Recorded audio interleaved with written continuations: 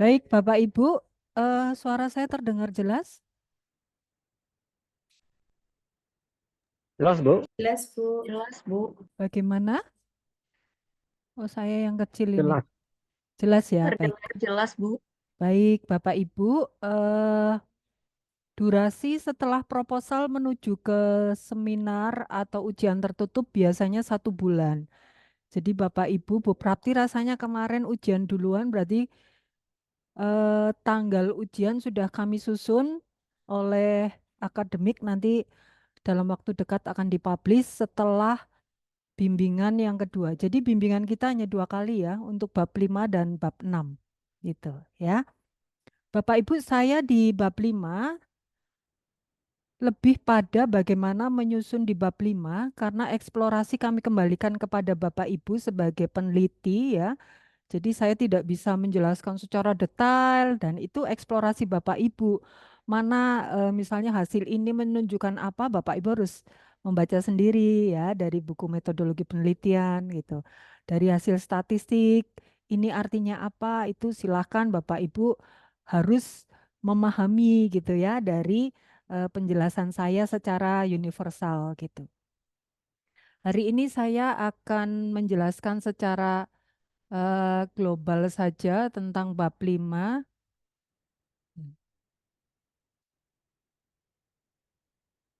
Bentar. Bab 5.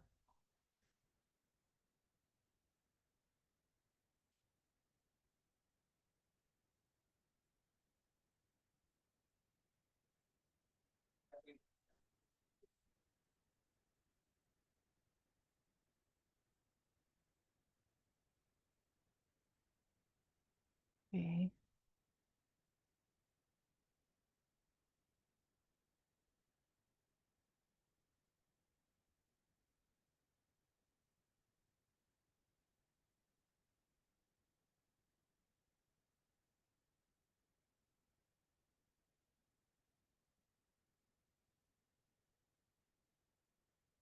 Oke, baik. Baik, saya akan coba sekilas memberikan contoh di bab 5. Bapak Ibu kalau pengen tahu lebih jelas dan supaya bisa menjadi guidance Bapak Ibu untuk mengeksplorasi hasil dari Bapak Ibu, buka contoh tesis ya yang sudah pernah kami berikan harus ya. Jadi terkadang ada beberapa pertanyaan-pertanyaan yang disampaikan kepada saya itu sebetulnya sudah bisa dibaca sendiri gitu ya. Jadi pertanyaan-pertanyaan itu menunjukkan kalau Bapak Ibu tidak membaca tuh kelihatan. Ya, jadi saya dan Pak Fatur sepakat, Pak, kalau setiap kali kita menjawab ini, nampak sekali teman-teman ini tidak membaca. Jadi kalau ada sesuatu pertanyaan, saya dan Pak Fatur tuh tahu kalau mahasiswa ini belum membaca contoh yang ada atau belum mempelajari. Kenapa kami membatasi? Supaya Bapak Ibu benar-benar paham dengan tesis yang Bapak Ibu buat gitu ya. Jangan sampai yang lebih paham saya dan Pak Fatur, yang membuat kan Bapak dan Ibu. Jadi usahakan membaca. Sudah dibuat enak ya. Contoh-contoh yang ada itu dibaca gitu ya. Hari ini saya langsung ke contoh di bab 5. Nah, ini ya Bapak Ibu, di bab 5 yang pertama adalah membahas tentang hasil dan pembahasan.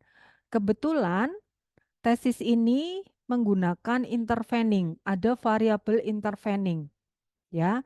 Di dalam hasil ini apa yang dibahas? Di dalam hasil ini Bapak Ibu jangan lupa menyampaikan gambaran umum perusahaan secara singkat ya. Gambaran umum perusahaan secara singkat, kemudian di-highlight yang permasalahan yang ada. Permasalahan yang ada itu berarti apa? Variabel-variabel Bapak Ibu yang diangkat ya. Itu permasalahan yang ada. Jadi Bapak Ibu di gambaran umum perusahaan berikan gambaran secara singkat tentang perusahaan itu sendiri dan permasalahan yang ada. Permasalahan yang ada memang banyak, tetapi lebih pada atau difokuskan dari variabel yang Bapak Ibu angkat sekilas ya. Ini. Kemudian di dalam hasil pembahasan ini apa saja yang dibahas?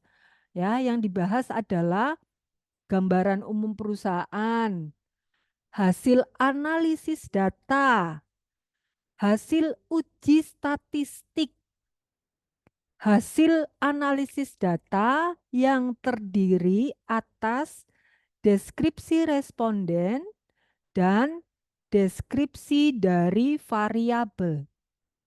Ya, deskripsi responden dan deskripsi dari variabel.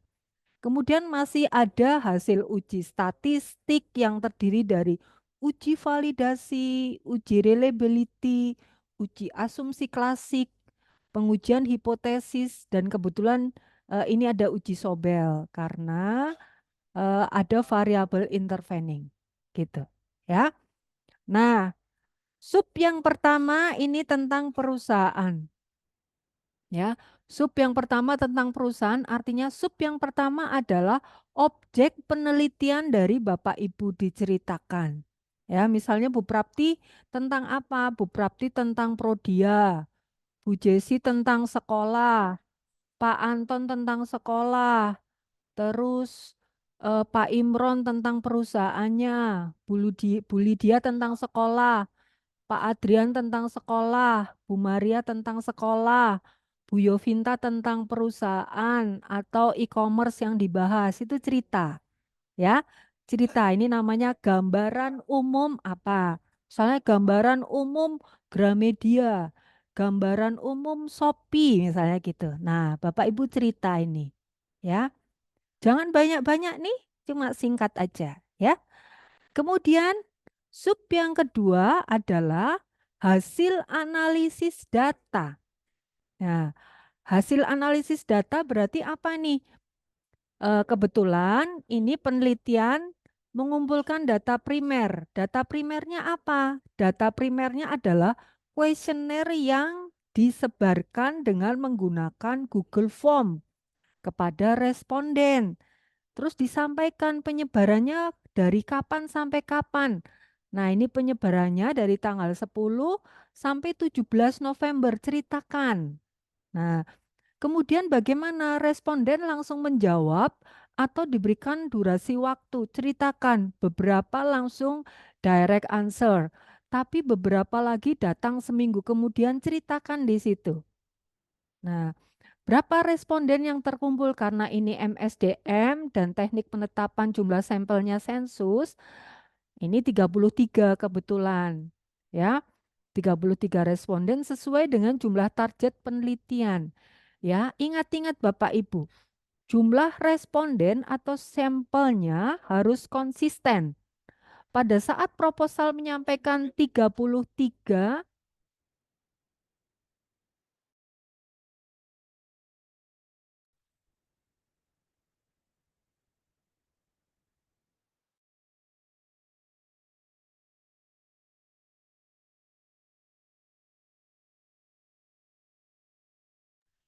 ya.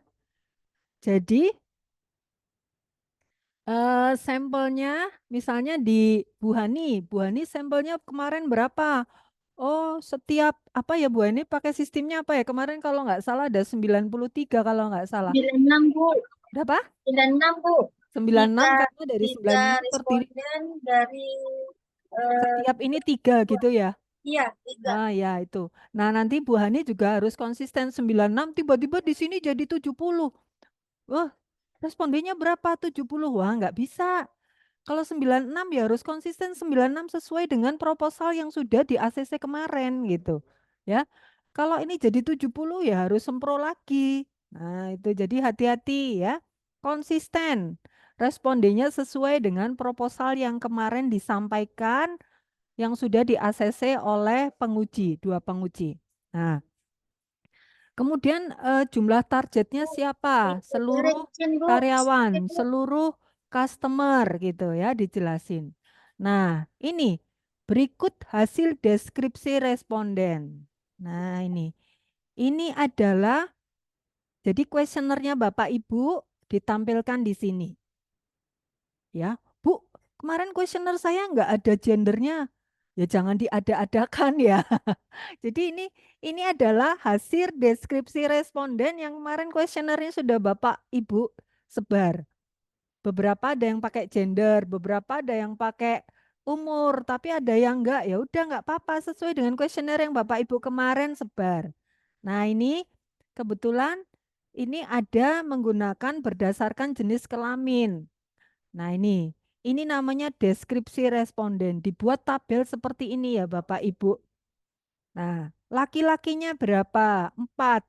Perempuannya 29. Kalau di presentasi 4 itu 12,1%. Perempuan 87,9%. Ini tidak selesai sampai di sini ya. Bapak Ibu harus memberikan alasan. Kenapa kok laki-lakinya cuma 4, perempuannya perempuannya 29. Nah, itu dijelaskan. Ya ini namanya mengeksplorasi sesuai yang ada di lapangan. Tuh, ya. Jadi Bapak Ibu tidak selesai sampai di jumlah, oh ketemu jumlah selesai sudah. Enggak, dijelasin. Kenapa ya? Kok laki-lakinya cuma 4, perempuannya 29. Nah, itu harus dijelaskan ya Bapak Ibu. Kebetulan penjelasan ini apa nih? Oh, pada proses rekrutmen PT Asta Ilmu tidak membatasi antara laki-laki dan perempuan. Namun ketika dilakukan rekrutmen untuk bagian administrasi, mayoritas yang mendaftarkan diri adalah perempuan, gitu. Nah, ini alasannya. Kondisi kerja bagian administrasi membutuhkan ketelitian detail terlihat lebih sesuai untuk karyawan perempuan. Ini alasannya. Tapi menurut saya alasan ini kurang. Karena alasan ini adalah asumsi dari penulis. Bapak Ibu lebih bisa menguatkan lagi. Mungkin ditambah oleh para akademisi, atau boleh para praktisi, atau boleh dari hasil artikel jurnal yang menyampaikan bahwa tenaga perempuan 60% lebih teliti daripada tenaga laki-laki. Boleh, ya. Jadi Bapak Ibu tidak hanya dari asumsi pribadi atau peneliti, tapi dikuatkan dari hasil artikel jurnal yang Bapak Ibu lihat, atau dari para statementnya para akademisi, para ilmuwan yang menyatakan bahwa tenaga perempuan lebih teliti dibandingkan dari tenaga pria. Boleh, ya. Jadi ini semua dieksplor. Kemudian responden berdasarkan usia. Nah, ini juga nggak selesai sampai di sini. Ini pasti ada pertanyaan-pertanyaan iseng dari penguji. Kenapa ya yang usia di atas 40 kok sedikit? Cuma 3.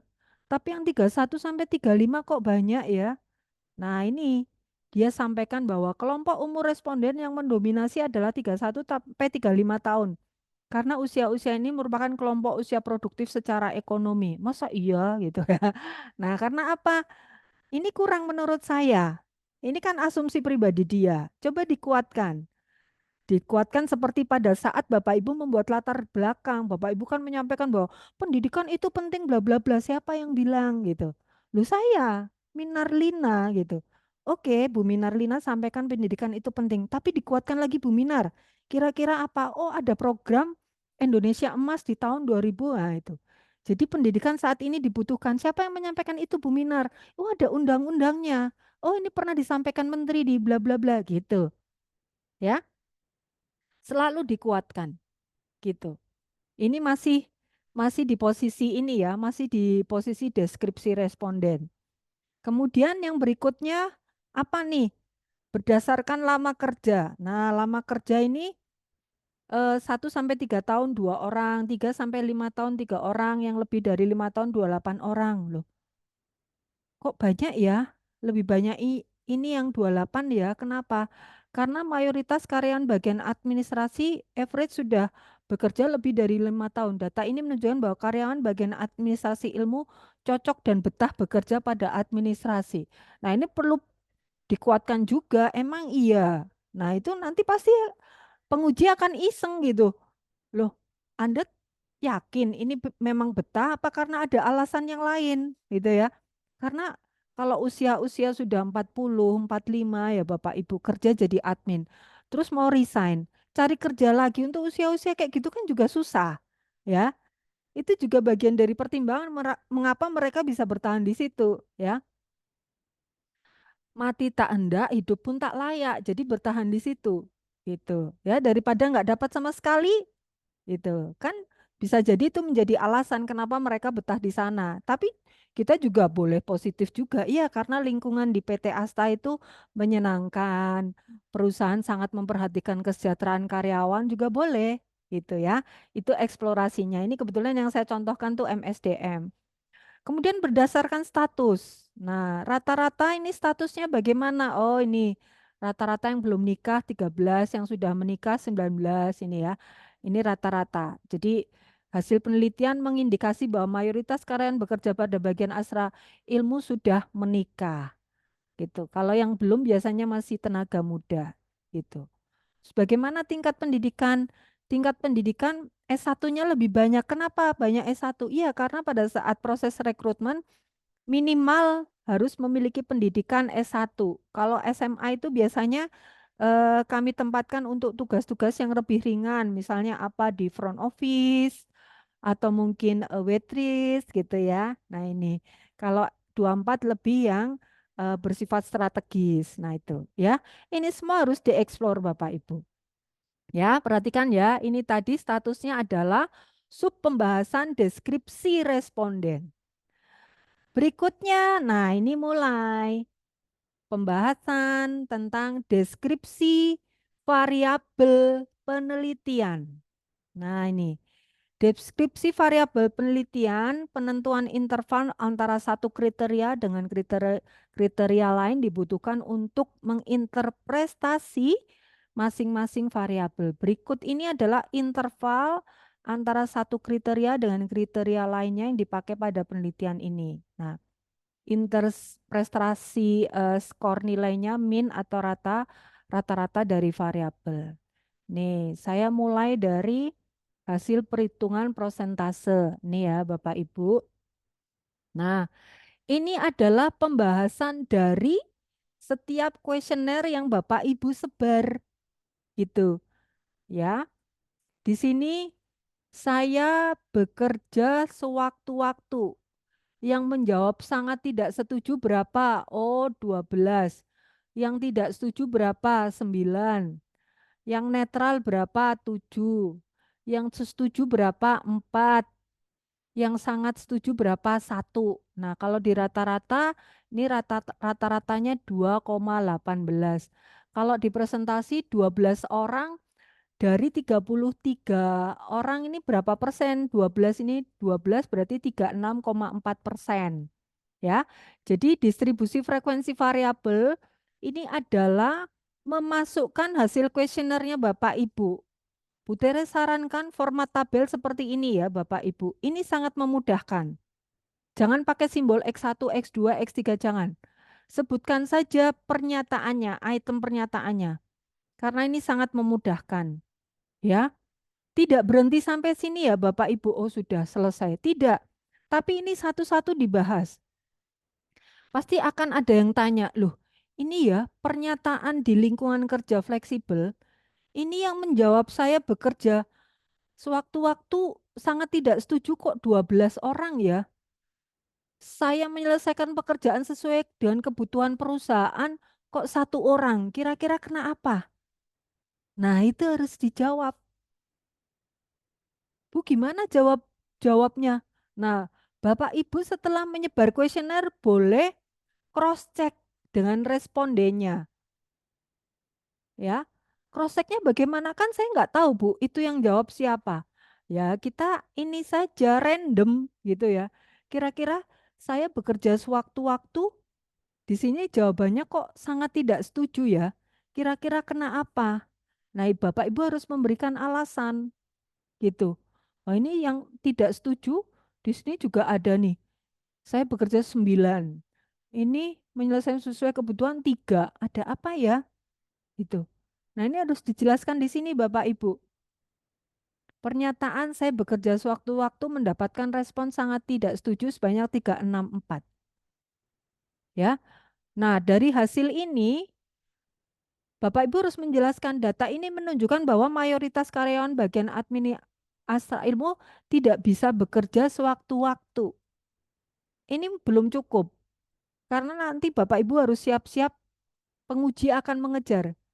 Kenapa sampai muncul jawaban ini? Kira-kira ada apa? Nah, ini yang Bapak Ibu harus hati-hati, ya.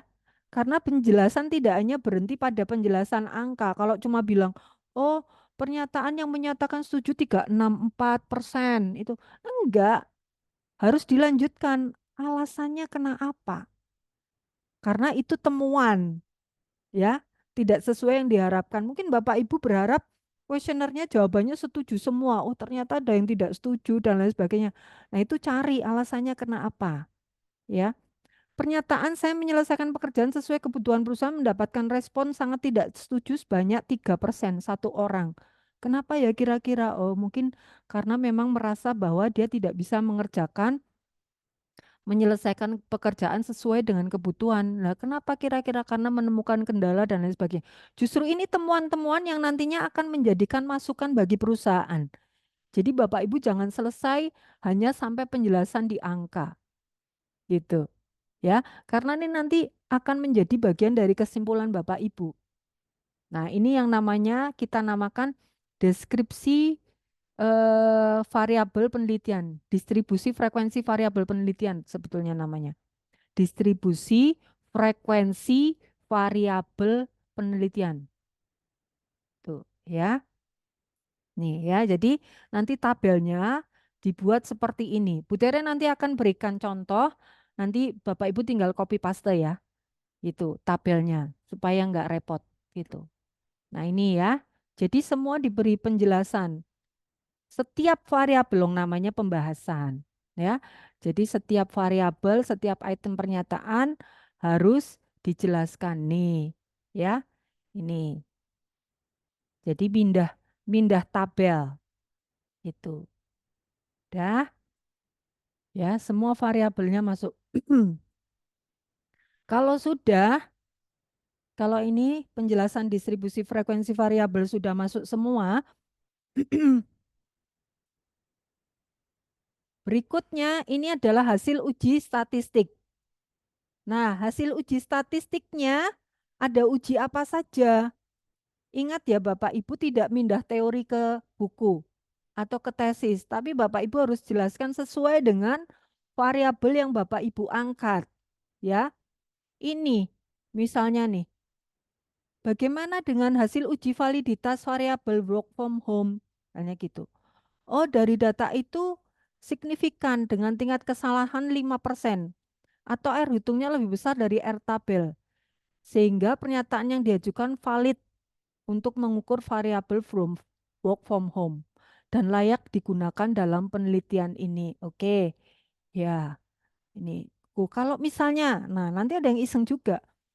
Kalau misalnya tingkat kesalahannya nggak sampai 5% itu artinya apa? Nah, siap-siap dengan pertanyaan-pertanyaan yang seperti itu.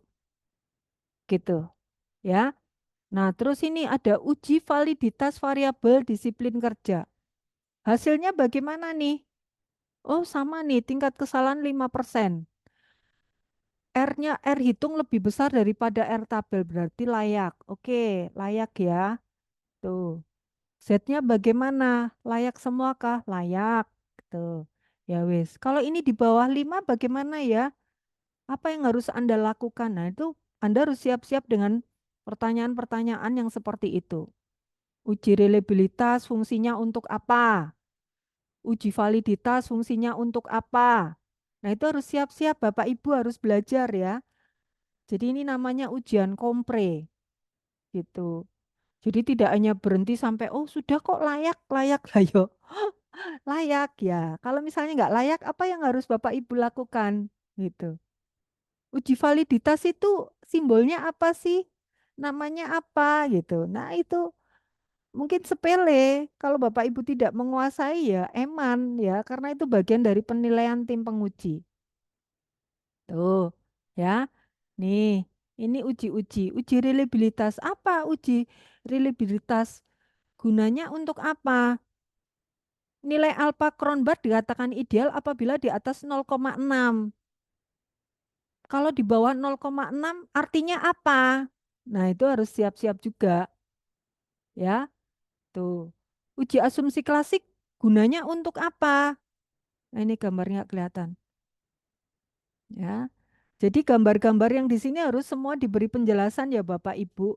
Terkadang ada teman-teman yang dari hasil uji Excel langsung dipindah sini tanpa keterangan. Jangan. Ini semua harus diberi keterangan ya. Diceritakan pembahasan Bapak Ibu. Uji multi kolinearitas itu fungsinya untuk apa? Ini harus dijelaskan juga ya. Uji heteros ini untuk apa? Tuh. Nah, kemudian, nah ini, itu ya tadi yang statistik. Kemudian selanjutnya ke pengujian hipotesis. Nah, pengujian hipotesis ini dari hipotesis, Bapak Ibu hipotesis ada di bab berapa? Ayo, sekalian ujian kecil-kecilan. Bab 3. Hipotesis di bab 3 ya? Betul, Bu. Bab 3 ya, oke baik di bab 3. Masih hangat masa lupa. Nah, di uji hipotesis ini, Bapak Ibu benar-benar harus bisa menjawab analisis pengaruh secara langsung dan tidak langsung. Ya, dari hasil uji statistiknya tadi dimasukkan ke sini untuk menjawab hipotesa-hipotesa Bapak Ibu. Nah, misalnya ini ya. Berdasarkan uji T pada tabel di atas dapat dilihat bahwa hipotesis H1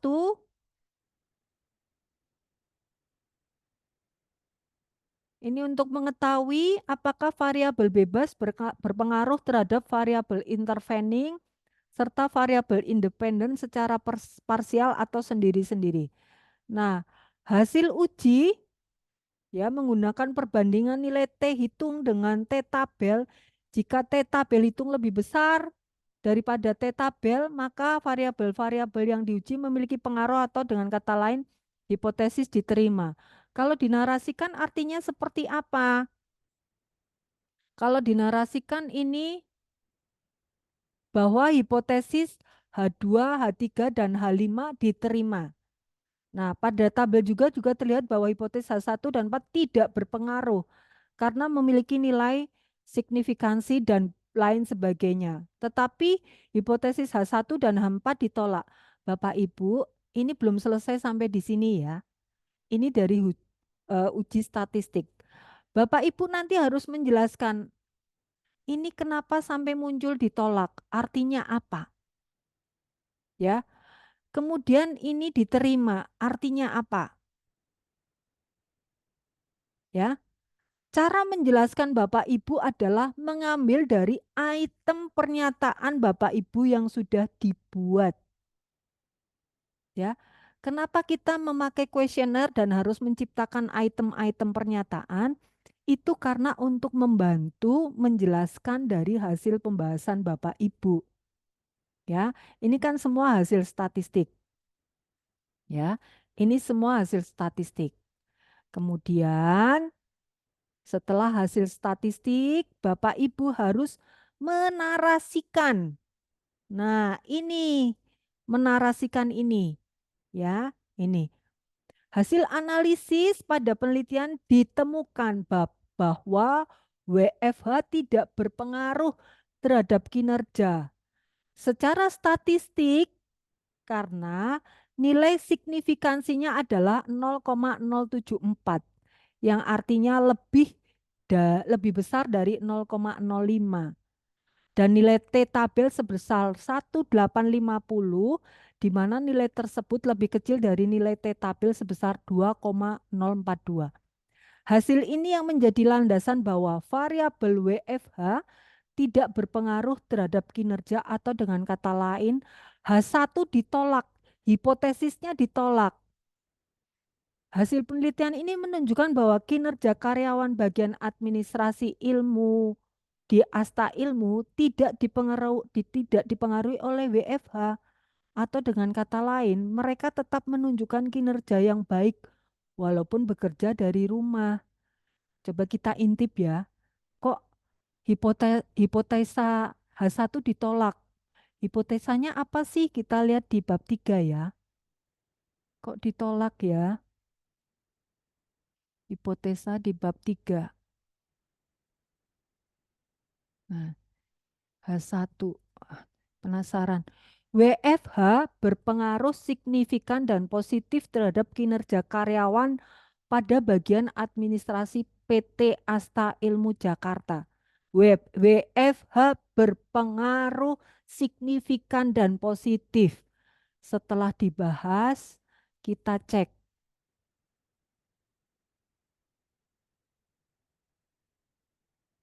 Kita cek.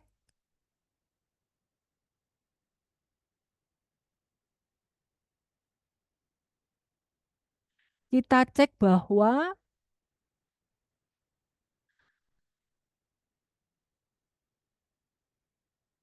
mana nih tadi? Oh, ini ya. Kita cek H1.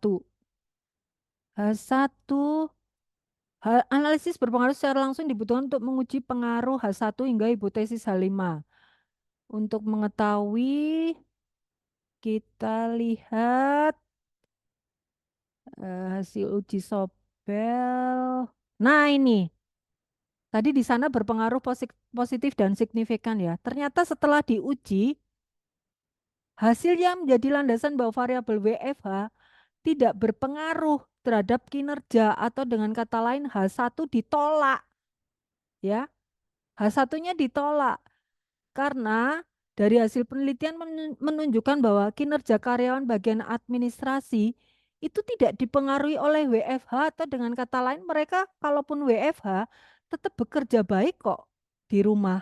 Nah, berarti ini hipotesisnya ditolak ya. Yang namanya hipotesis kan dugaan.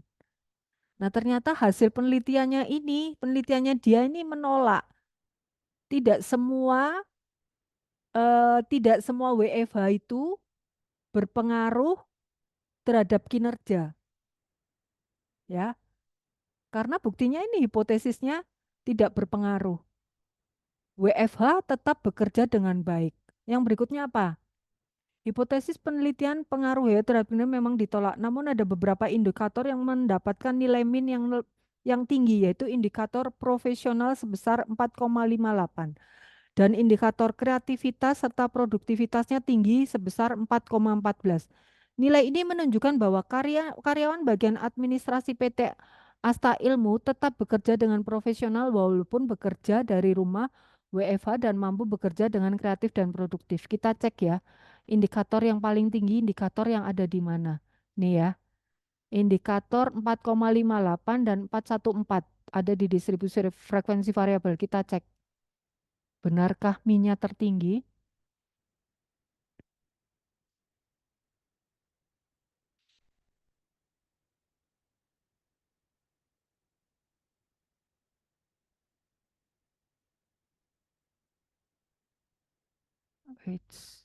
Jalan sendiri.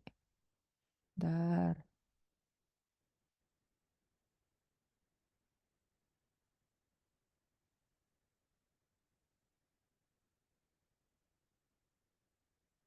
Nah, kita cek WFH, variabel WFH.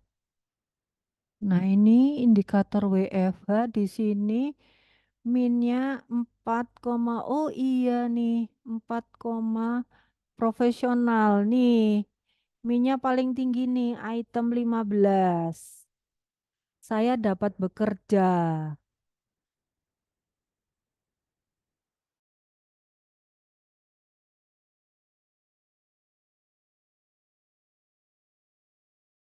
Ini ya Bapak Ibu ternyata terbukti, oh ya nih minnya paling tinggi nih. Min profesional 4,58 gitu ya. Jadi Bapak Ibu setiap tabel harus dijelaskan. Terus masih belum selesai ya. Tadi kan hipotesisnya ditolak. Berarti kalau ditolak ini tidak mendukung penelitian terdahulu miliknya siapa? Tidak mendukung penelitian terdahulu miliknya siapa. Oh, ini kurang ya, teman-teman. Ini kurang penjelasannya. Ingat ya, di sini nggak ada. Tapi di pembahasan Bapak Ibu harus menyampaikan kan tadi hipotesis penelitian untuk pengaruh ya terhadap kinerja memang ditolak. Namun ada indikator. Dari hasil ini mendukung penelitian terdahulunya milik siapa? Kita cek ya Bapak Ibu, mendukung atau tidak mendukung. Ceknya bagaimana Bu Tere? Ceknya adalah melihat penelitian terdahulu yang ada di H1 atau hipotesisnya H1. Ini kurang ya, pembahasannya kurang nih. Nih. Jadi ini harus di sini harus menyampaikan di setiap variabel bahwa WFH eh, pengaruh WFH terhadap kinerja memang ditolak, namun ada indikator yang mendapatkan nilai min yang tinggi, yaitu bla bla bla. Dari hasil pembahasan ini, maka WFH tidak berpengaruh terhadap kinerja mendukung penelitiannya siapa. Nah, kita kembali lagi ke sini, ke bab 3 lagi. Mendukung atau tidak mendukung.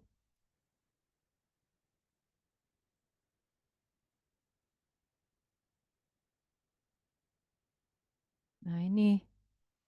Nah, di sini mendukung atau tidak mendukung penelitiannya siapa. Oh, hipotesis didasarkan hasil penelitian terdahulu yang dilakukan dulu. Oh, tidak mendukung penelitiannya punya Dewi EM dan kawan-kawan. Kalau penelitinya lebih dari 3, lebih dari 2 maksud saya, Bapak Ibu silahkan tulis dan kawan-kawan ya, harus konsisten mau pakai istilah bahasa Inggris atau bahasa Indonesia.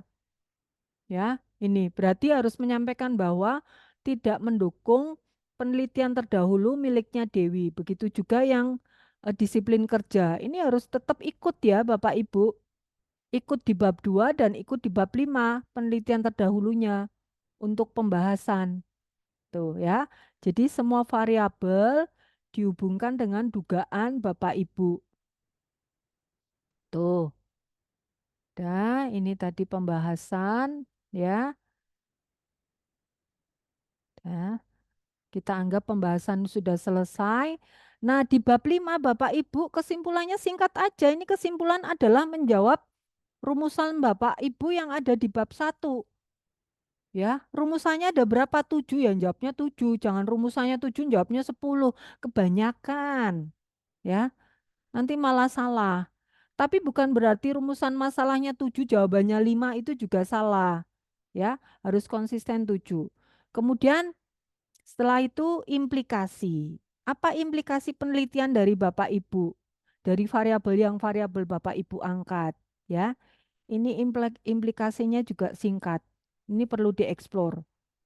Nih. Nah, setelah implikasi di bab 5 ada keterbatasan. Beda ya. Batasan adalah situasi yang sengaja kita batasi. Situasi yang kita buat. Kalau keterbatasan adalah situasi di mana yang tidak bisa kita lawan dan harus kita hadapi. Nah, itu keterbatasan. Nah, keterbatasan ini Bapak Ibu harus sampaikan.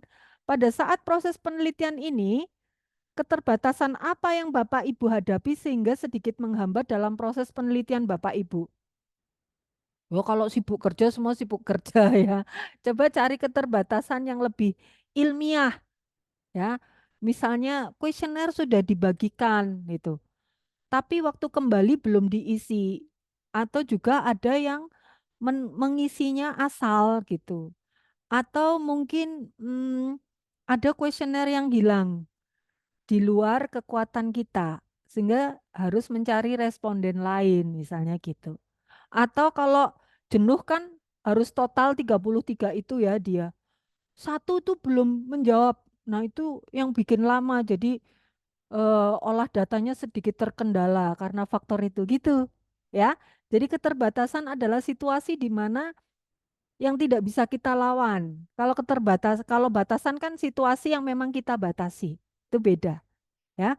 Terus saran. Nah, ini sarannya juga tolong lebih aplikatif ya.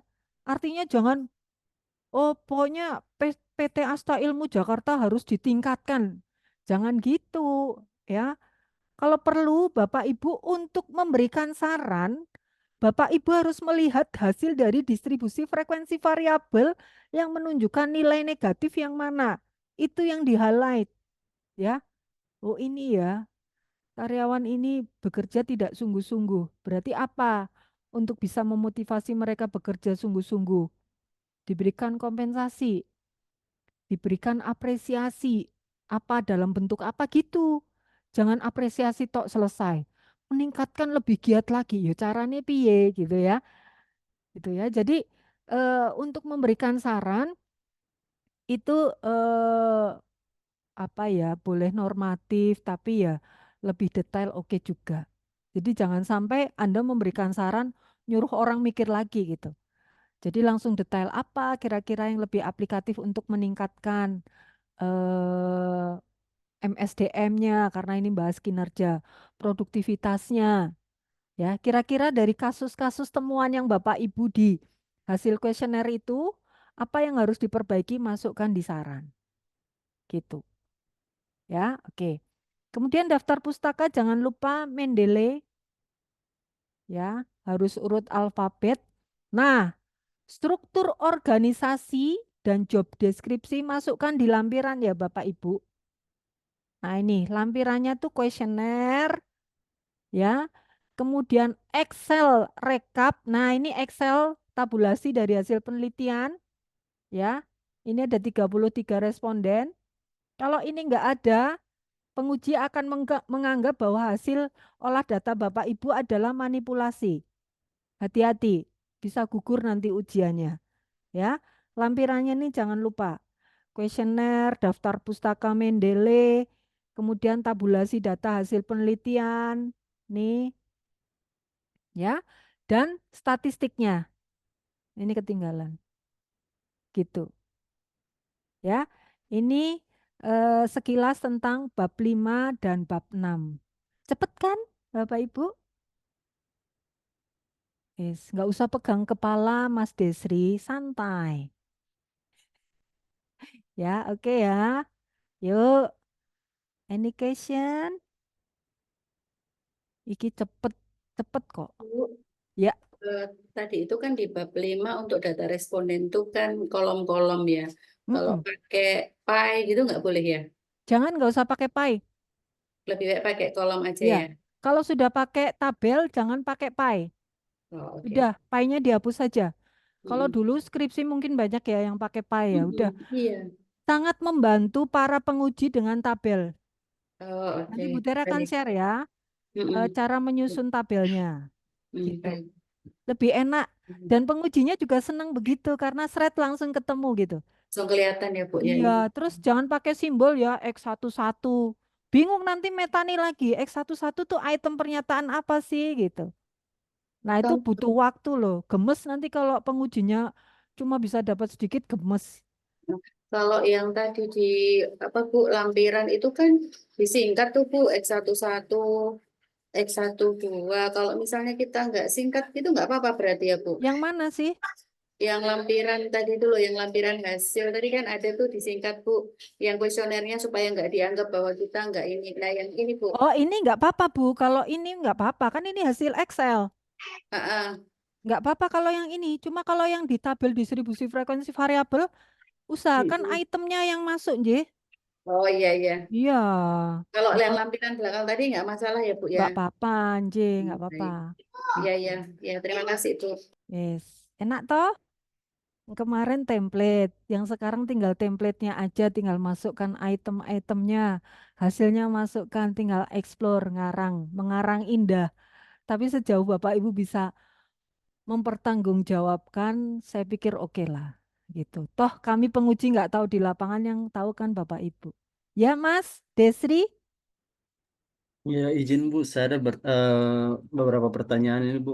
ya Em, yang mau saya tanyakan, jika sebuah penelitian mendapatkan hasil tidak sesuai dengan hipotesa yang dibuat, apakah penelitian ini tidak bisa diterima atau harus mengganti variabel lain untuk melakukan penelitian ulang? loh, kalau kalau itu kan teori ya Pak. Nah itu Bapak mesti baca dong. Kalau teori misalnya data tidak valid, berarti harus apa yang dilakukan, mengganti variabel kah atau apa. Kalau misal hipotesis tidak diterima yang kayak tadi Bu Tere sampaikan, itu kan berarti temuan kan Pak? Tidak Hmm. harus semua hipotesis itu diterima loh Pak. Kalau tidak terima pas Mas Desri takut, ya enggak. Justru itu temuan. Loh, kok ini ternyata di lapangan begini ya? Itu temuan Pak. Bagaimana Bapak menjelaskan saja. Oh, berarti di luar dugaan saya ya. Saya pikir produk saya diterima oleh masyarakat. Ternyata ada beberapa yang menyampaikan hal ini gitu. Berarti hasil penelitian saya tidak mendukung penelitian terdahulu milik siapa, atau hasil penelitian saya menolak hipotesis saya. Enggak apa-apa itu. Saya pikir dari angka yang tidak valid, nah itu udah beda lagi. Itu Bapak harus baca teori. Kalau itu enggak apa-apa, Pak. Kan itu temuan. Terus jangan dibuat diterima semua loh. Nanti malah salah loh ya. Iya, iya. Karena pengujinya akan lebih pinter.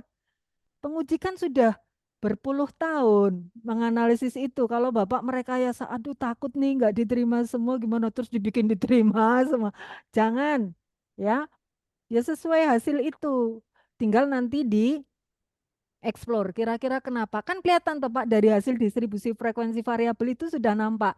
Oke, toh ini banyak yang tidak diterima nih dugaan saya. Setelah diolah data akan muncul gitu. Jangan takut yang kayak gitu. Ya. Baik. Iya, justru Bu, itu bagus. Ya, terus. eh, kebetulan saya ngambilnya yang marketing kan Bu. Ya, Yang kemarin sempat disinggung waktu sempro kan saya 150 100 responden dan em, saya ngambilnya 150 responden untuk penelitian ini. Kemudian apakah bisa jika saya ngambil ini kan ya kemarin Pak saya Imron. sebarin kuesioner ini kan Bu, ada daerah yang kepadatan penduduknya tidak terlalu banyak dibanding dengan daerah di pusat kota. Jadi saya mengambil di daerah pusat kota itu dia ada yang 40 responden, tetapi di kecamatan lain hanya 10 responden gitu Bu. Apakah itu bisa, Bu? Kemarin waktu di proposal nggak dibuat strata kan? Belum.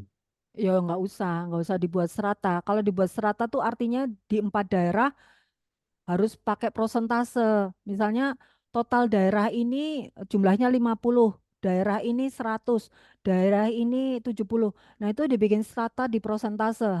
Di daerah ini harus dapat 50 responden di sini. Kan kemarin nggak pakai strata kan? Ya udah nggak apa-apa, nggak usah pakai strata. Tinggal di general aja bahwa 150 ini diambil dari beberapa kota di gitu aja. Iya. Kemarin nggak di strata kan saya lupa. Tidak, Bu. Oh ya wes aman. Kecuali kalau MSDM itu misalnya di beberapa divisi itu memang harus dibikin. Misalnya di departemen ini ada berapa karyawan? 100, di sini 150. Padahal kita mau ambil rata-rata dari satu perusahaan itu. Oh, berarti kalau 50%-nya dari ini berapa, 50% dari ini berapa. Nah, itu harus konsisten. Kalau Anda kan kemarin pakainya Cooper Imori kalau nggak salah ya. Iya, Bu. Ya udah nggak apa-apa, aman. Baik, Bu. Pak Is, ya Pak Is. Mohon izin Bu, mau nanya. Bu, itu kalau tabel itu dapatnya dari mana Bu ya? Pak, ada di buku Kan metodologi beda-beda penelitian. terus. Ada lah Pak Tanya itu. itu kok nggak ketemu ya Bu? Harus ketemu Pak. Oh itu Nah, saya nyari nggak ketemu. Oh, dari mana Bu ketemu Bu nyarinya Bu? di buku metodologi penelitian Pak. Karena saya daftar juga nyari di ChatGPT nggak ketemu, nggak nunjukin Bapak juga dia. carinya di ChatGPT karena tidak semua ChatGPT mungkin ada masuk di sana. Buku metode Iya iya penelitian betul. punyanya Pak Renaldi ya Pak. Nah, yang seperti ini Oh loh nanti ya, Bapak saya Ibu, nyari-nyari di. ya. Bapak Ibu harus berusaha sendiri yang seperti ini. Iya iya, siap siap. Ya ini karena saya di lokasi Bu nggak sempat nyari. Iya makasih Bu. Itu Saya cari googling lagi. bisa lagi Pak Is. Bisa Pak Ya Is. sudah, googling nggak ketemu ya Bu. Belum ketemu ya, belum belum aja Bu, belum Itu ketemu tanya nih. Pak Desri itu loh Pak Ya Is. makasih Bu, siap Bu, makasih Bu. Ya Ya nanti Bu saya Minar. minta kepada Desri tabelnya nih, kirim Pak Desri. Ah. Ya ya. Loh Pak Ya Desri udah makasih Bu, itu aja mantuk-mantuk sih. itu Yang gampang lain sudah. banget itu. Ya Bu Minar. Ya Bu, yang lain sudah Kalau udah ketemu sih yang udah selesai. Ya, Tinggal ujian insya Allah. Amin. ya, Bu Minar Ya, hilang. makasih Bu. Jenje. Ibu, Iya Pak, iya Bu. Bu, kemarin kan waktu di Sempro itu, ini tadi pertanyaannya agak mirip dengan Pak Desrianto, cuma kasusnya saya beda. Kan kemarin kalau saya dari TKI yang kelompok usia 2 tahun sampai sampai ke yang kelompok usia 6 tahun. Tapi kemarin kan ngobrol sama waktu seminar proposal dengan Pak Fatur, lebih baik di TK-nya saja karena bahasnya TK. Karena memang kalau di sekarang kan PAUD sama TK itu dibedain. Terus sebenarnya kan PAUD tuh semuanya kesatuan Bu. Jadi kemarin saya berubah lagi dan sudah di ACC gitu Bu. Jadi saya ambilnya di TK-nya saja. Jadi TKA dan TKB-nya saja. Jumlahnya berapa? Jumlahnya ada 71. Nah itu harus semua ya. Nggak boleh setelah diolah terus jadi 69, nggak boleh. Iya ya Jadi Bu. 71. Iya. Sama satu lagi Bu, tadi kan yang di bagian Ibu tadi bilang ada kalau misalnya ada jawaban yang berbeda, yang bagian kuesioner. Nah, itu nantinya penjelasannya adalah asumsi kita atau gimana Bu? Kalau Asumsi Ibu yang dikuatkan dengan Ibu cross check meskipun random.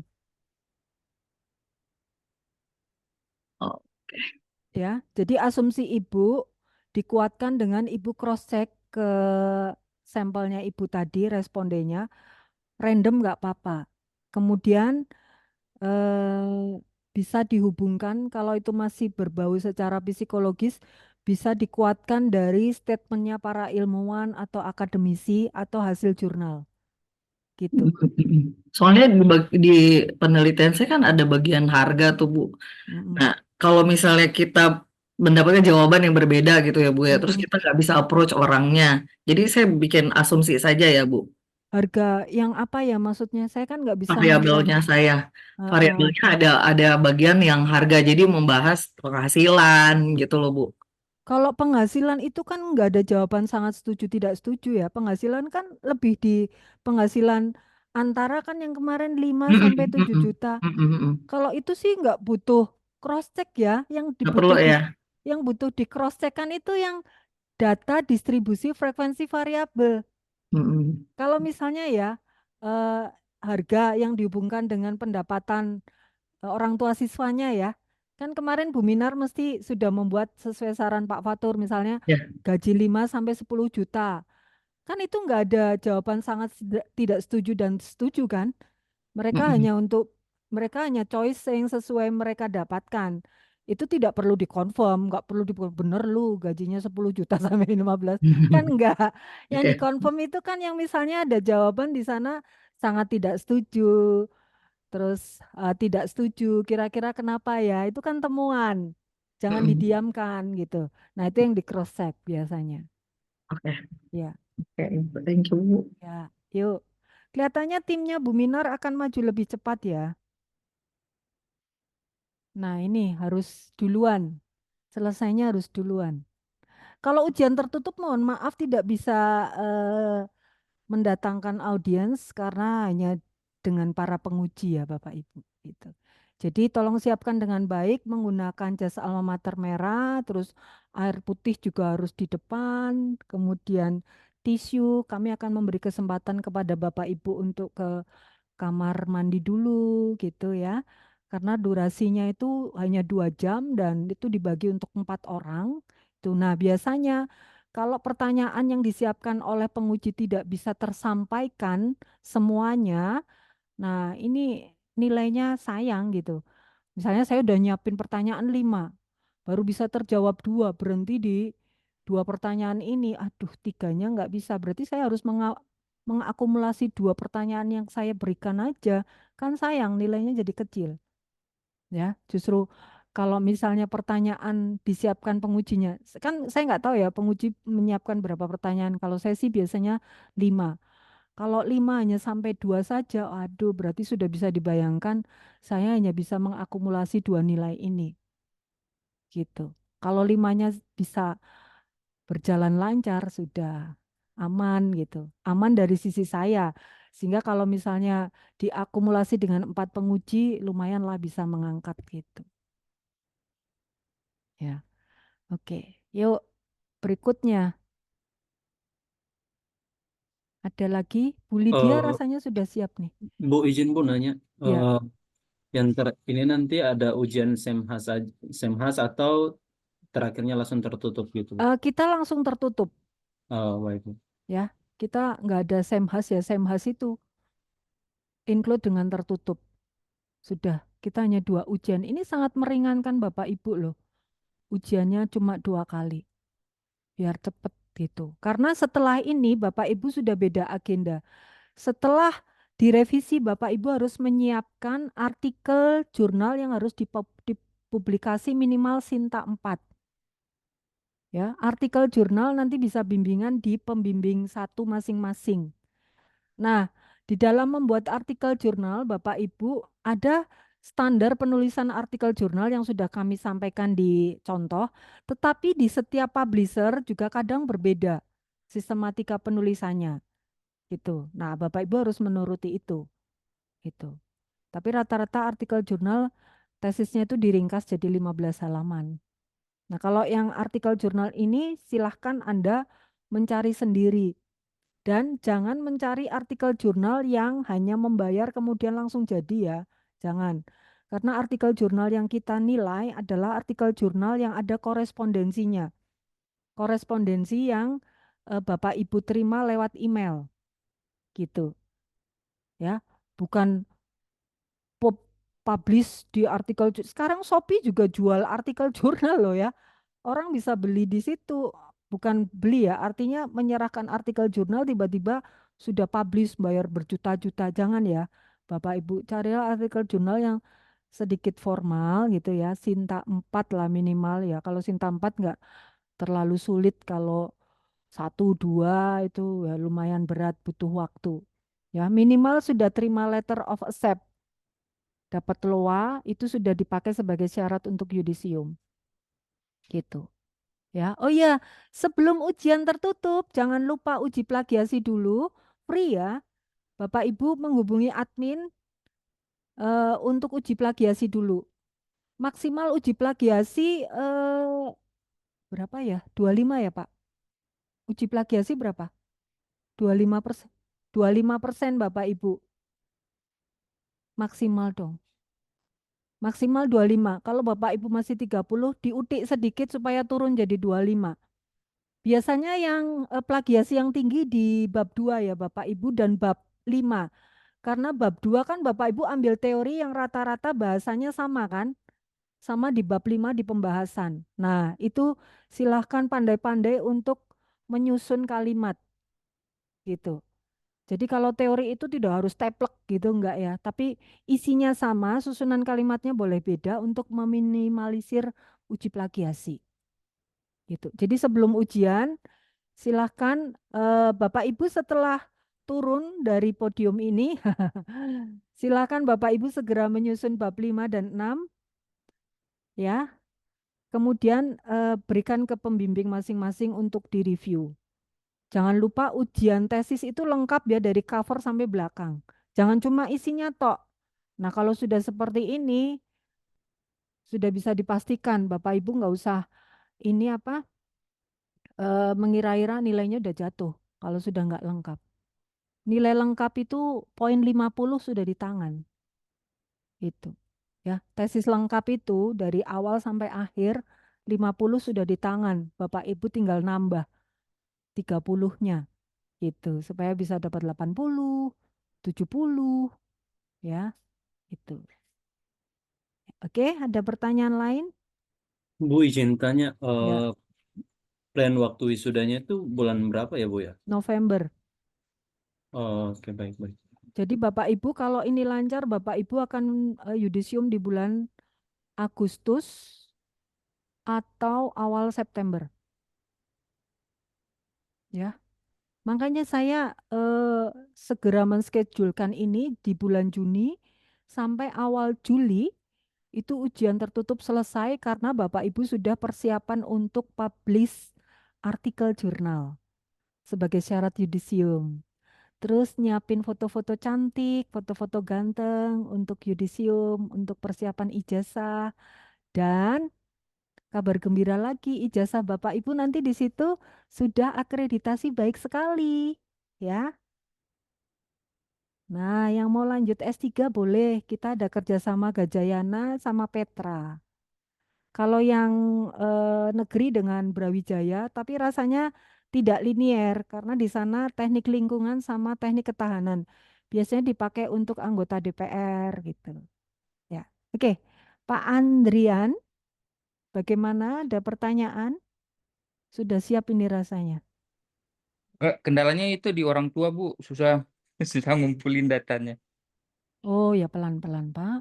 Ya, Bu. Mm-mm. Ya, Ya, memang saya mudah-mudahan. dulu ya Pak, maaf. Saya dulu tuh kalau penelitian nih nyebar kuesioner zaman saya dulu, saya biasanya kasih ini Pak, CD. Dulu kan pakai CD, kalau yang sekarang flash disk dulu. Waduh, memang agak modal waktu itu supaya bisa cepet ya. Kalau enggak ya nanti ketemu di mana ngopi-ngopi gitu. Tolong ini buka WA-nya, saya kirim Google. Ada ngisi. Kalau enggak gitu, aduh lama gitu.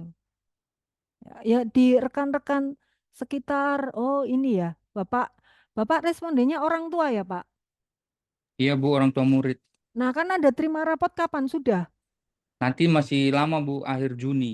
Eh, masih akhir Juni ya sudah mau jadwal ujian ya. Sama Bu, aku juga tanggal Oh Ya, jadi kita ada pertemuan orang tua kapan? nggak ada pagi-pagi aja sih, Bu. Pagi-pagi tadi sama pagi. Morning, Ma'am. Ya, Gitu, biar. Oh iya, iya, Mister. Nanti saya isi gitu. oh jangan gitu. Sekarang gitu. Dikumpulkan. Minta waktu 10 sampai 15 menit, Mm. dikumpulkan, terus langsung suruh buka WA masing-masing. Ya, iya, iya. Entah lagi nyetir gitu kadang-kadang, Bu, mereka. Jangan gitu, Pak. Pada saat mengantar, biarkan mereka parkir gitu. Kan biasanya kalau perlu Bapak Ibu minta izin kepada kepala sekolah masing-masing untuk mengumpulkan wali orang tua, ya. Dibikin forum lah ya. Apa misalnya Pak Adrian satu satu sekolahan mungkin ada berapa?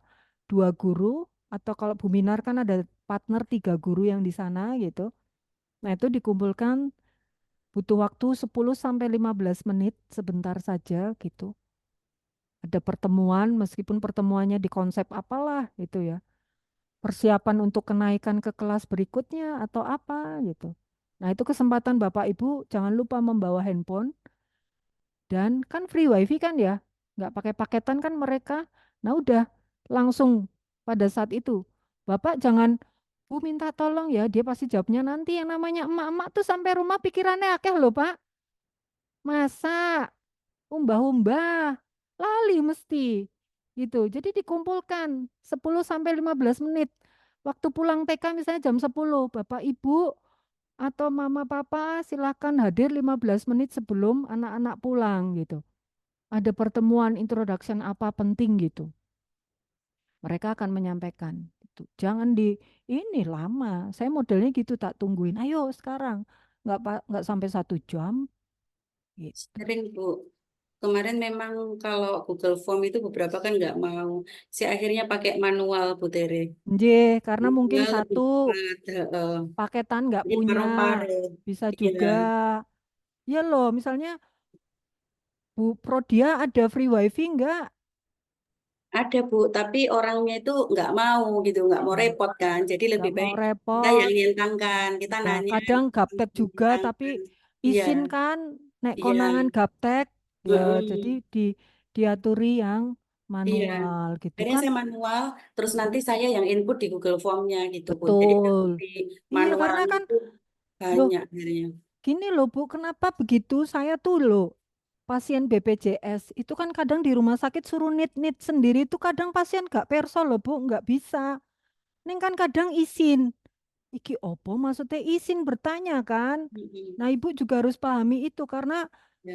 era sekarang tuh mereka bisa main WhatsApp tapi belum tentu bisa buka Google Classroom. Iya, Apa Google Google Form. Form. Iya. Mereka juga Iya. kadang ini, Bu, takut ngeklik link itu takut penipuan gitu. Jadi Nah, betul. saya Apalagi setelah nggak satu, kenal tonje. iya, Betul. satu Ya, minggu kok nggak responnya nggak banyak, akhirnya saya terjun aja duduk benar. pagi-pagi gitu lihat Mending Nah, ternyata saya tanya teman-teman kayak enakan manual Mbak. Jadi kita iya, tanya apalagi langsung Ibu bukan ngagem centang. nemtek kan. Iya, Masuk Bu Prapti nipu nggak mungkin kan ada di ya depan sharing. mata. Ya itu lebih efektif Bu. Sama ngasih voucher Bu. Betul. Nah itu voucher ya, raketang voucher kopi gitu. Yuk, Di tempat kami kan ada kopi yang instan itu, voucher pakai QRIS. Nah itu, monggo ngisi. Nih free-nya kopi Bu, langsung nit gitu. Ya, ya modal titik loh. Ya itu ngisi Google Form kan butuh effort loh. iya. Nggak mikir loh Bapak Ibu ya. Biskuit Iya, satu, betul. silver queen separuh, ya gak apa-apa wes. Atau bolpen gitu Bu. Ya, Biasanya kita gitu. merchandise apa yang Bapak Ibu punya gitu. Atau wah merchandise-nya cuma 5. Bu, habis ngisi ambil undian gitu. Siapa tahu Ibu beruntung. Ya, belum beruntung. Ya wes gak apa-apa, KB isinya belum beruntung. Padahal merchandise-nya gak enak ya iso. Apa hadiahnya Miss itu TV? Oh iya, belum ada nih, belum ada yang beruntung padahal TV Neranono itu saya. Gitu. Ya, iya ya harus punya berbagai cara lah Bapak Ibu. Ya itu susahnya kalau di marketing. Kalau di MSDM kadang main hati. Nah, ini yang harus hati-hati. Kalau di MSDM kan kita berhubungan dengan orang ya dan perusahaan, etika segala harus dijaga juga. Gitu. Nah, dari perjalanan ini Ibu coba rekam baik-baik bagaimana perjuangan Ibu menyelesaikan tesis. Nah, inilah. Ini yang aduh luar biasa lah nanti di akhir gitu, ya. Oke, ada yang lain Bapak Ibu? Semoga tidak menemukan kesulitan. Kalau yang hasil statistik mungkin memang standar ya jawabannya seperti itu. Tapi tolong yang mengarang itu mungkin bukan mengarang ya, lebih pada fenomena yang di depan mata. Itu memang Bapak Ibu harus jeli karena biasanya penguji akan berkutat di situ. Penguji biasanya nih saya kasih bocoran. Penguji akan berkutat lama di latar belakang dan bab 5. Gitu. Ya. Sama match kan bab 3 itu harus sesuai dengan bab 2. Kerangka berpikirnya harus sesuai dengan bab 2. Teori yang di bab 2 harus ada di kerangka berpikir. Jangan sampai di kerangka berpikir teorinya nggak ada. Wah, ini sudah fatal banget. Itu. Ya, konsisten. Dah. Baik, ada yang lain. Nanti ini penjelasan versi Butere ya. Akan lebih lengkap. Bapak Ibu harus ikut yang Pak Fatur nanti. Ya, Pak Fatur itu memang jagonya medpen ya. Ya semua dosen S2 pasti kenal medpen karena kita setiap semester memang harus membuat penelitian kan. Jadi metodologi penelitian karya ilmiah tuh ya memang harus ngelotok di luar kepala gitu. Oke, ada yang lain. Jadi Bapak Ibu PR-nya tinggal satu ya, satu mata kuliah manajemen strategi sama tesis. Sudah bebas. Gak terasa ya, 1,5 tahun. Oh iya, kemarin tuh wisuda yang kemarin seru banget karena teman-teman dari batch 12 pulang dari hotel langsung menuju ke Bromo. Paginya rafting di Pekalen di Probolinggo. Yaitu satu kelas itu batch 12. Nah, nanti batch 13 punya event apa nih? Ya. Setiap batch pasti punya keunikan sendiri-sendiri. Yang sebelumnya ada acara rutin podcast. Ya, acara rutin podcast itu 3 minggu sekali di batch 9. Kalau batch 10 itu ngopi bareng, tapi sentralnya masih di Jakarta. Jadi di batch 10 itu ada networking yang terbangun di batch 10, tapi lebih pada membangun bisnis mereka masing-masing yang mereka saling support. Karena di situ ada pebisnis rumah makan seafood terbesar di Manado, kemudian ada bosnya BRI, ada PLN. Jadi teman-teman tuh ya sharing-sharing gitu. Nah, itu ada sih selalu ketua kelasnya yang mengkoordinir gitu. Baik pendidikan maupun bisnis. Nah, saya nggak tahu nih batch 12 punya ide apa, Pak Yandri, nanti Pak Adrian ya, itu Bu Minar, tuh, apa punya event apa. Dan biasanya saya Pak Yunus, Pak Tanadi kalau pergi ke suatu daerah pasti kami akan think tank Alaska. Misalnya ke Jogja kemarin kebetulan ada beberapa Alaska, tapi semua posisi lagi pada di luar kota dan acara kami padat jadi nggak sempat jumpa. Biasanya kami menyempatkan untuk gathering dengan Alaska. Nah, nanti kapan-kapan saya mau ke Medan mungkin sama Pak Yunus bisa ketemu Pak Anton misalnya gitu. Kalau ke Jakarta sih sering ya, nanti ke Jakarta biasanya juga ada gathering juga. Ya nanti kalau ada schedule-schedule itu kita akan infokan. Gitu. Oke, Bapak Ibu masih ada pertanyaan lain? Ya, rasanya sudah jelas. Ya, saya yakin Bapak Ibu bisa. Dan ini tesis termudah se-Indonesia Raya di Asia. Lo bener loh. Kami sudah batch 15 dan batch 12 kemarin juga menyampaikan hal yang sama. Kenapa saya bisa bicara begitu? Karena di batch 12 tuh ada mahasiswa yang masuk Asia adalah S2 yang keempat. Jadi dia kuliah S2 tuh udah 3 kali, tesisnya gagal terus. Begitu yang keempat ada di Asia, namanya Pak Rivianto. Terus ada lagi, ada 4 orang. Bu Sudianti, malah jadi lulusan terbaik. Dulu dia dari S2 Udayana, ya.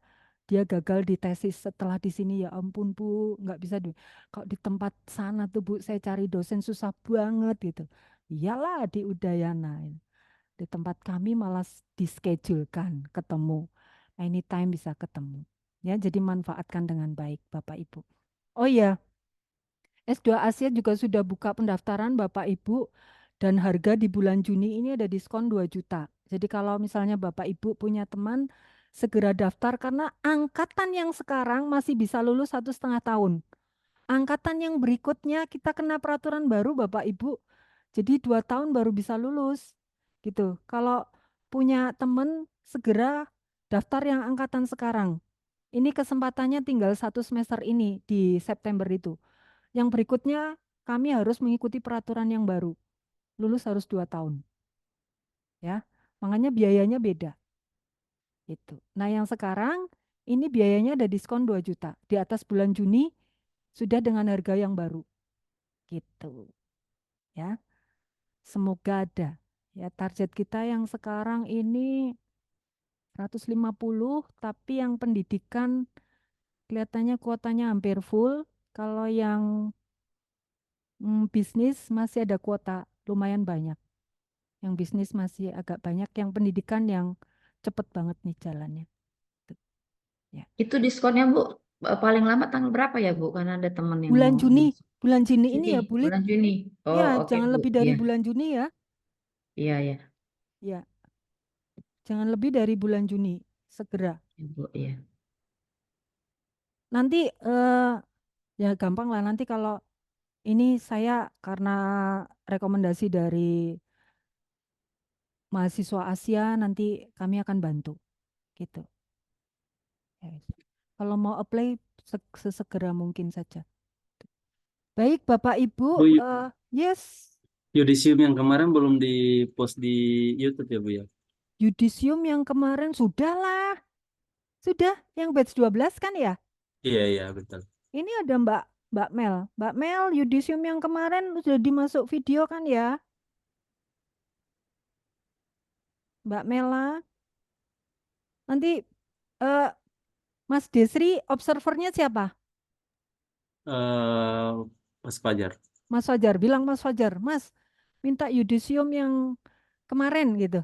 Sudah kok, sudah kami upload Baik Bu. ya. Kami itu teman saya ketika nonton wisudanya Asia kemarin itu Heeh, em, kerennya itu pas ini Bu, kayak Panasonic Global Award gitu, heeh. CTV Award yang ngasih ada nominasinya, terus itu keren Oh, banget sih, Bu, kemarin ada pertandingan. nggak ya? Ada Bu, saya Oh nonton. iya, Bu Tere nggak sampai selesai soalnya. Soalnya saya nonton itu terus ada teman juga yang nonton dan wah gila keren sekali katanya gitu. Iya, nah Jadi makanya pengen dipertahankan ikut aja Bu. keren harus daftar dong. Baik Bu. Jangan hanya lihat videonya aja. Bapak Ibu tahu nggak ada mahasiswa yang kemarin baru wisuda tuh apply di S2 itu dia nunggu 2 tahun. Dia tuh masih penasaran, masih ragu gitu. Sampai nunggu 2 tahun. Kenapa saya tahu begitu dia masuk daftar? Kan nomornya kesimpan di nomor saya. Di situ kan ketahuan kan dia hubungin saya kapan gitu. Pak, kalau tidak salah Bapak pernah menghubungi saya tahun ini. Iya Bu, kenapa baru sekarang? Iya, saya tuh masih ragu. Alah, Pak kok masih ragu? Dan kemarin baru wisuda saya suruh testimoni. Kenapa ragu? Jadi selama ini tuh dia cuma ikut open lecture terus yang gratisan. Harganya udah naik 2 kali baru apply. Tuh kan, tuh. Salah siapa? Yo Bu, saya kemarin harga masih 28, sekarang 32. Yo kapok, saya bilang gitu. Tapi sekarang sudah lulus, kalau nggak salah dia bekerja di Dinas Pertanian di Surabaya. Gitu. Ya, jadi Bapak Ibu yang mau apply makanya jangan lama-lama lah. Karena kan teknologi dan informasinya dinamis gitu ya. Kita melaju terus dan biayanya juga berubah. Gitu. Ya. Oke, Bapak Ibu, rasanya di waktu Indonesia bagian Pak Yanri dan Bu Hani sudah menunjukkan sholat maghrib. Ya, di Mas Desri juga. Kita akhiri bimbingan kita seperti biasa nanti di grup saja ya Bapak Ibu. Kalau terpisah gitu, Bu Tere nanti ndadak metani karena notifnya suaranya di grup itu berbeda. Jadi kalau dari grup biasanya Bu Tere langsung bangun dan langsung reply. Tapi kalau sudah beda itu udah males buka ya karena kadang ada nomor-nomor yang bermacam-macam masuk gitu. Ya. Oke. Terima kasih Bapak Ibu untuk sore hari ini. Persiapkan dengan baik. Bu, izin nanti malam kuliah nggak, Bu? Loh, nanti malam kan Pak Bapak Fatul. bimbingan. Kuliahnya hari Selasa toh? Oh iya. Aduh, kuliah terus Bapak ini rajin kali. Pak Yandri lo sudah ada di grup. Calon lulusan terbaik itu, Oh Bu. betul, iya ya. Dapat Panasonic Award. Oke, terima kasih Bapak Ibu. Sampai jumpa. Makasih Bu Tere. Makasih, Bu. Makasih.